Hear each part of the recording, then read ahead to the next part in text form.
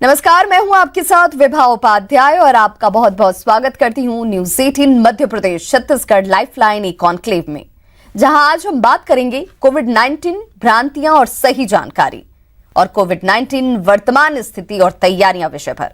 इसके साथ ही स्वास्थ्य से जुड़े विभिन्न बिंदुओं पर भी करेंगे गहन चर्चा। तो लाइफलाइन ई कॉन्क्लेव में हमारे साथ इस वक्त जुड़ चुके हैं देश भर के जाने माने हेल्थ एक्सपर्ट्स और विभिन्न क्षेत्रों की दिग्गज हस्तियां।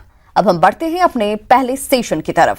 कोविड-19 भ्रांतियां और सही जानकारी सेशन में चर्चा करने के लिए हमारे साथ जुड़ चुके हैं फिजिशियन और कार्डियोलॉजिस्ट डॉक्टर परमजीत जी, जो कि सोशल मीडिया के जरिए भी लोगों को स्वास्थ्य संबंधी जानकारियां साझा करते रहते हैं।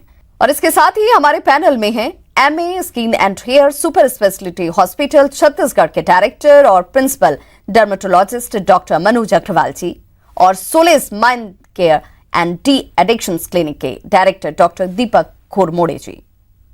News 18 Madhya Pradesh Chhattisgarh lifeline e conclave में आप सभी का बहुत बहुत स्वागत है। तो चलिए अपने सेशन की शुरुआत करें कोविड-19 भ्रांतियां और सही जानकारी के साथ। जी हां डॉक्टर परमजीत, आपसे मेरा सवाल कि कोविड-19 को लेकर तमाम लोगों में भ्रांतियां यानी कि मिसकंसेप्शंस की स्थिति है। कई लोग इसे ज्यादा तवज्जो नहीं दे रहे, तो कई लोग इसको लेकर बहुत ज्यादा डरे सहमे हुए हैं। इस स्थिति से कैसे निपटा जाए? दुनिया के अंदर ऐसे कई सारे लोग होते हैं जो अपने तरफ से गलत जानकारी जानबूझ के फैलाते हैं, पर उसके लिए आपको और हमें देखिए दो तरीके से इसको हम कर सकते हैं। एक तो जो सुन रहा है उसको थोड़ा सा अपना दिमाग इस्तेमाल करना होगा कि वो किसी भी चीज पे अगर बात उनको सुनने में आती है, चाहे वो कारण हो, इलाज हो, कोई नुस्खा हो, तो आंख बंद करके उस पर भरोसा ना करें। थोड़ा बहुत रिसर्च तो सभी को करना आता है। जिसको अगर ऐसी कोई इंटरनेट पे कोई बात सुन रहे हैं, व्हाट्सएप पे सुन रहे हैं, तो थोड़ा गूगल कर लें, थोड़ा रिसर्च कर लें। और रिसर्च में भी दो बातों का ध्यान रखें कि इंटरनेट पे कोई भी अपने तरफ से डेटा इंफॉर्मेशन डाल सकता है, तो सही वेबसाइट पे और सही लोगों से आपने बात सुननी है।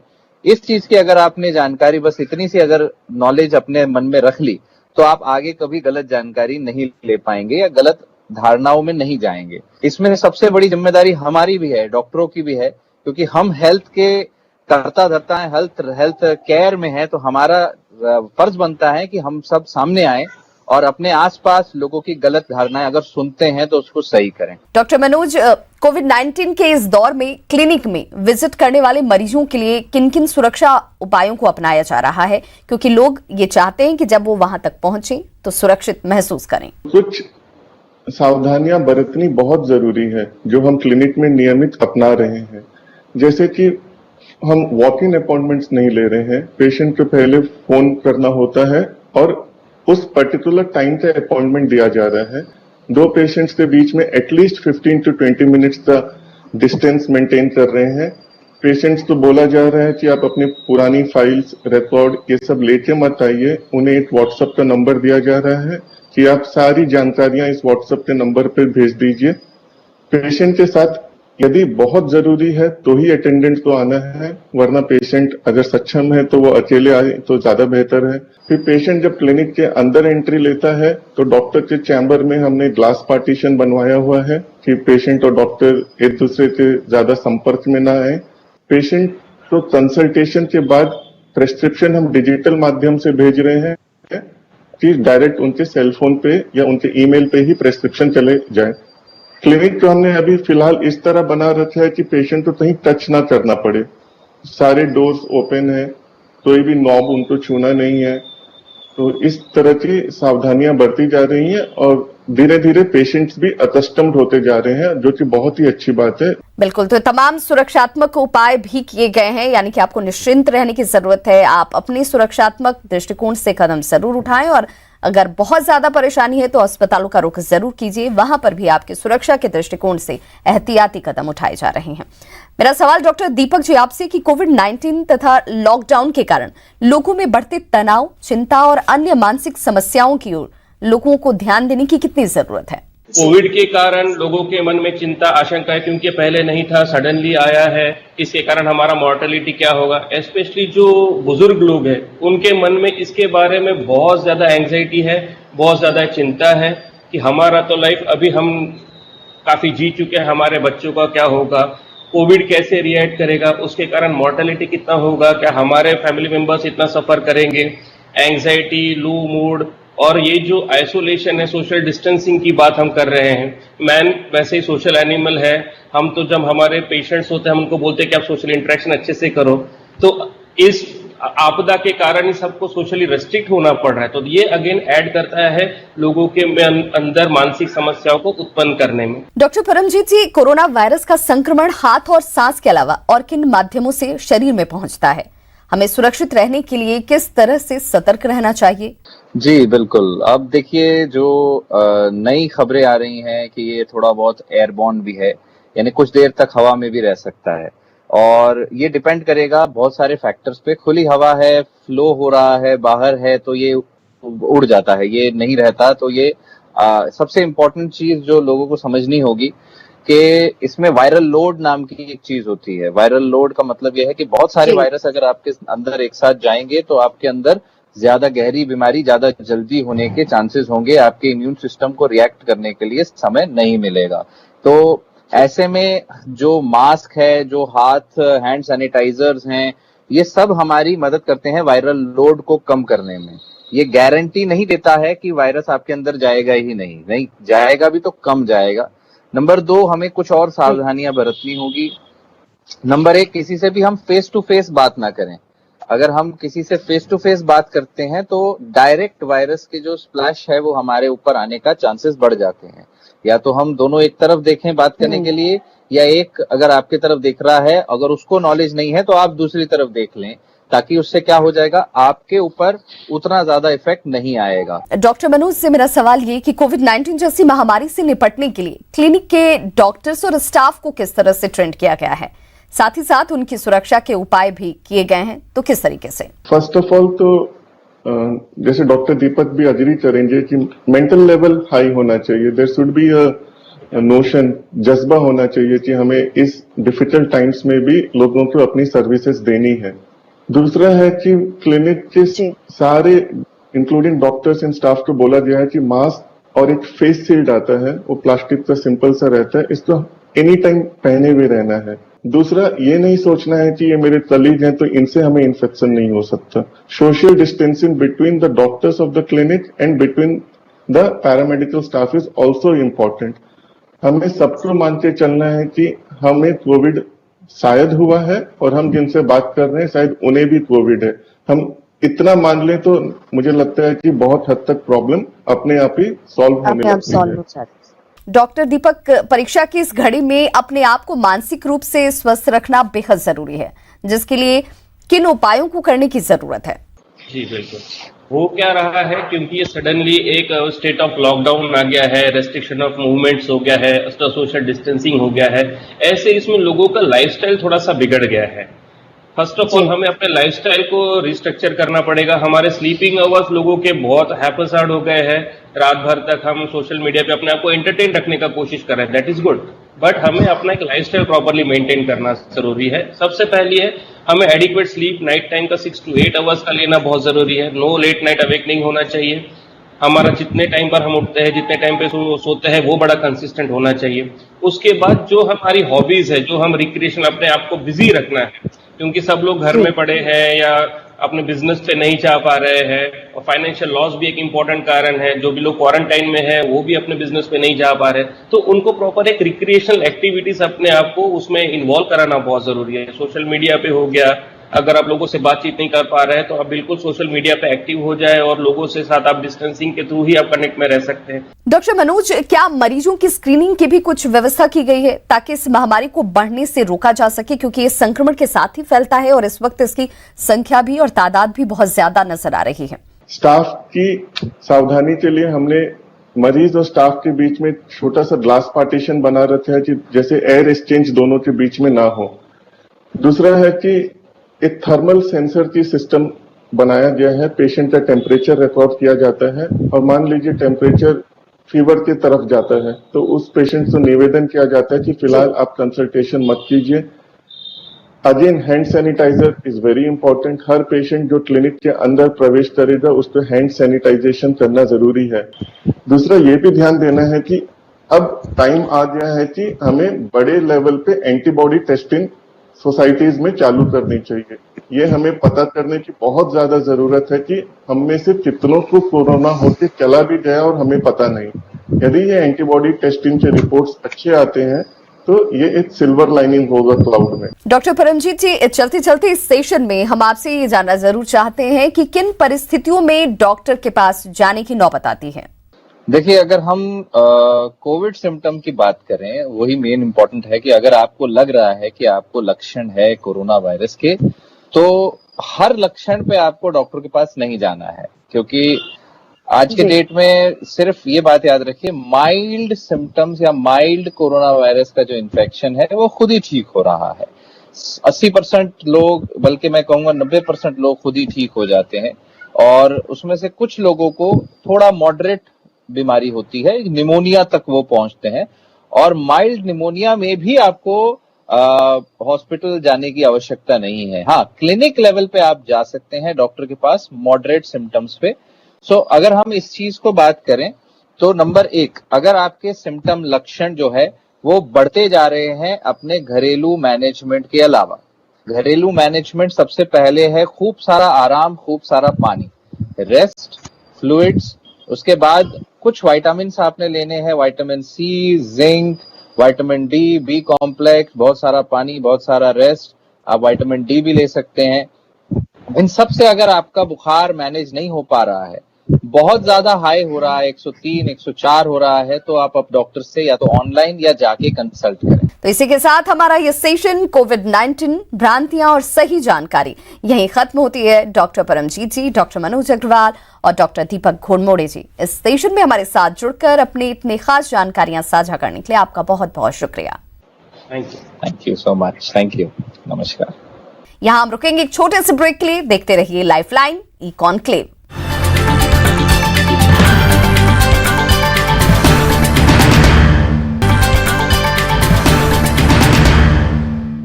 ब्रेक के बाद एक बार फिर से आपका बहुत बहुत स्वागत है। आप देख रहे हैं news 18 Madhya Pradesh Chhattisgarh lifeline e conclave, जिसमें हम बात कर रहे हैं कोविड-19 और उससे जुड़े हुए विभिन्न बिंदुओं पर। अब हम बढ़ते हैं अपने अगले सेशन की तरफ, कोविड-19 वर्तमान स्थिति और तैयारियां। इस सेशन में चर्चा करने के लिए हमारे साथ हैं फिजिशियन और कार्डियोलॉजिस्ट डॉक्टर परमजीत जी, जो कि सोशल मीडिया के जरिए भी लोगों को स्वास्थ्य संबंधी जानकारियां साझा करते हैं। इसके साथ ही हमारे पैनल में हैं श्री जगन्नाथ हॉस्पिटल के डायरेक्टर डॉक्टर हरे कृष्णा प्रधान जी। News 18 Madhya Pradesh Chhattisgarh lifeline e conclave में आपका बहुत स्वागत है।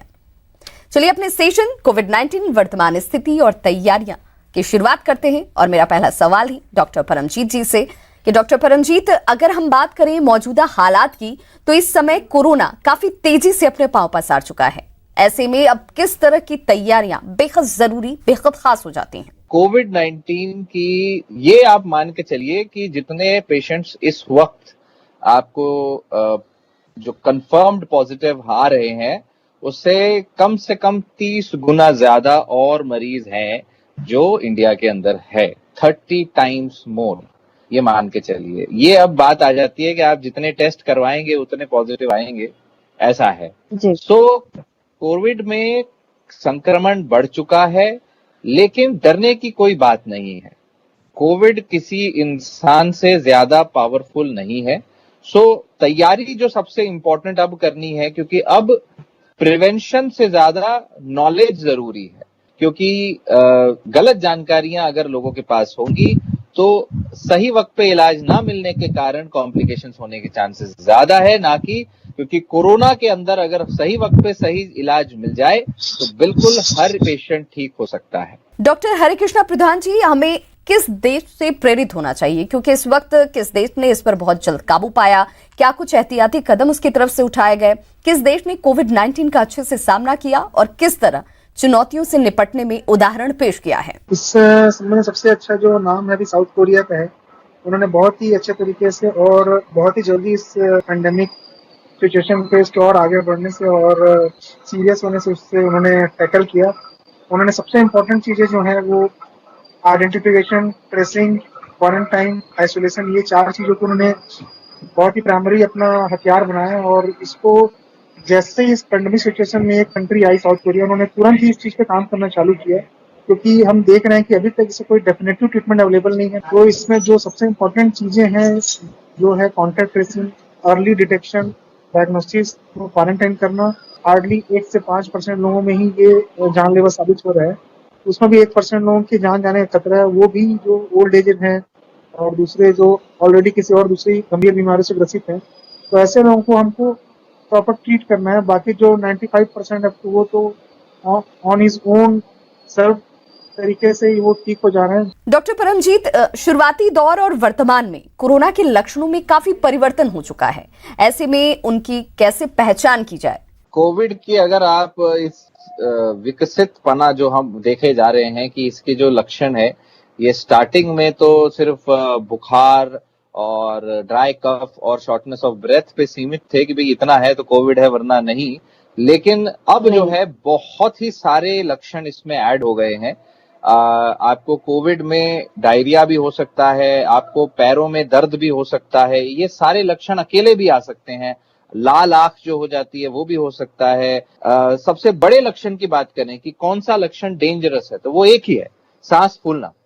अगर आपका सांस फूल रहा है तो उसका मतलब है कि आपको पल्मोनरी इन्वॉल्वमेंट है, आपका कोविड पल्मोनरी है। एक नॉन पल्मोनरी कोविड भी होता है, अगर आपका नॉन पल्मोनरी है तो आपको कुछ नहीं होगा, तो आपको आप खुद ब खुद ठीक हो जाएंगे। थोड़ा सिम्टोमेटिक मैनेजमेंट आपको चाहिए।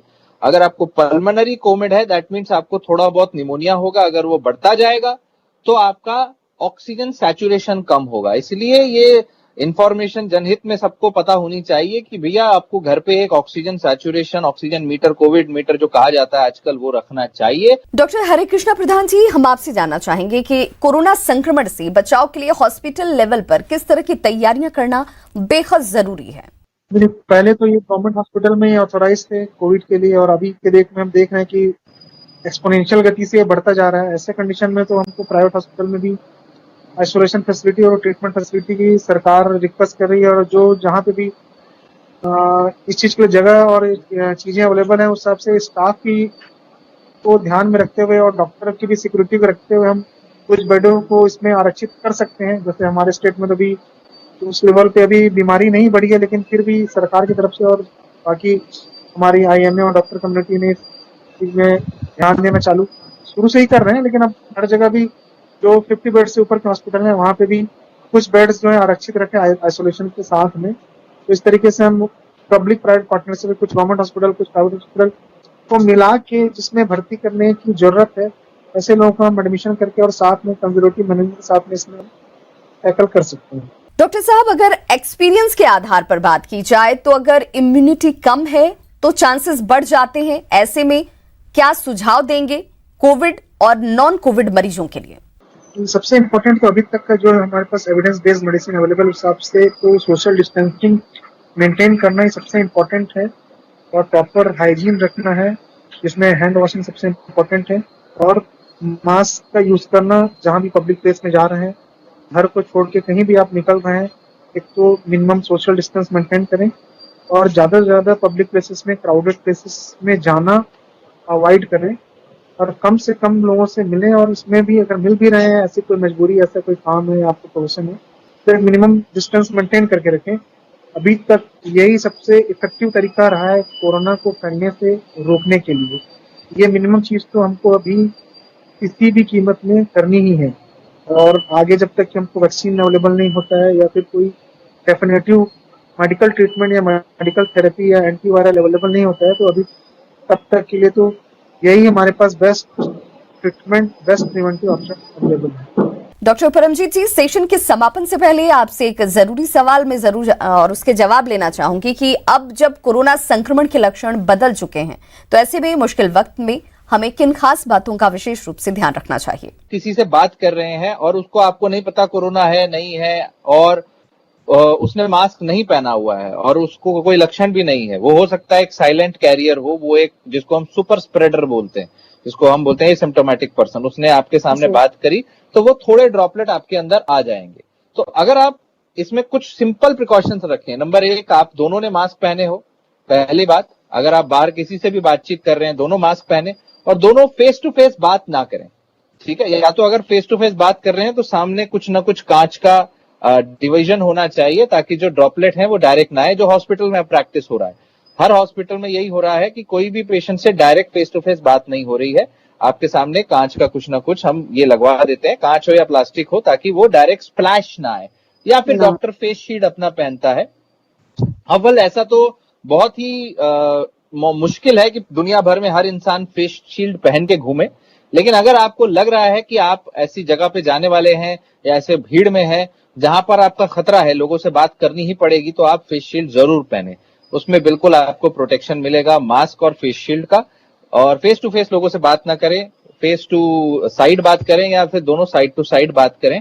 और अगर वहां वेंटिलेटेड इन्वायरमेंट हो तो सबसे अच्छा है, फिर आपका रिस्क जो है मिनिमल हो जाएगा, फिर ना के बराबर आपका रिस्क है। बस इतना समझ लें तो आप प्रोटेक्टेड रहेंगे। तो इसी के साथ हमारा ये सेशन कोविड-19 वर्तमान स्थिति और तैयारियां यहीं पे खत्म होता है। डॉक्टर परमजीत जी, डॉक्टर हरे कृष्णा प्रधान जी और इस सेशन में हमारे साथ जुड़ने के लिए तमाम आप सभी का बहुत बहुत धन्यवाद। धन्यवाद, thank you so much for having us. तो news 18 Madhya Pradesh Chhattisgarh lifeline e conclave के इस अनूठे मंच के जरिए कोविड-19 के कारण छत्तीसगढ़ में चुनौतियां और उससे निपटने की तैयारियों के साथ ही आज विभिन्न बिंदुओं पर गहन चर्चा की गई, जिसमें शरीक होकर हेल्थ केयर सेक्टर के एक्सपर्ट्स और डॉक्टर्स ने महत्वपूर्ण सुझाव दिए। उम्मीद करते हैं कि news 18 Madhya Pradesh Chhattisgarh lifeline e conclave से हमारे दर्शकों को कोविड-19 से बचाव के लिए जरूरी उपाय और उपयोगी जानकारियां हासिल हुई होंगी। News 18 Madhya Pradesh Chhattisgarh lifeline e conclave का हिस्सा बनने के लिए आप सभी का बहुत बहुत धन्यवाद। और इसी के साथ अब मुझे दीजिए इजाजत। नमस्कार।